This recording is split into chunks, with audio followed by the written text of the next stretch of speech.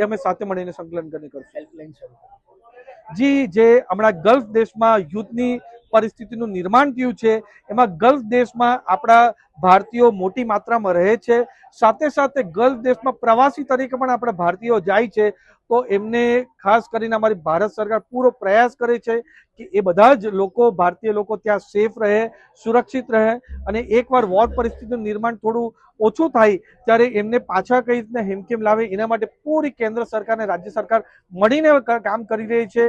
એમાં પણ ખાસ કરીને મારા વલસાડ ડાંગ લોકસભા અંતર્ગત વલસાડ જિલ્લો, ડાંગ જિલ્લો અને નવસારી જિલ્લામાં વાંસદા, ખેરગામ અને ચીખલીના ગામોના જે પણ લોકો ત્યાં ફસાયા છે એમના માટે હેલ્પલાઇન નંબર આજે અમે જાહેર કર્યો છે.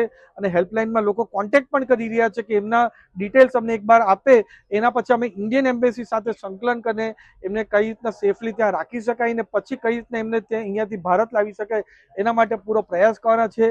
બધા જ અમારા જે નાગરિકો ત્યાં ગલ્ફ દેશમાં છે એમને એક જ અપીલ કરવા માંગુ છું કે તમે જરાક પણ ડરવાની જરૂર નથી.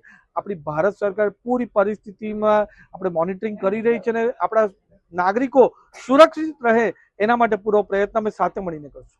ધન્યવાદ.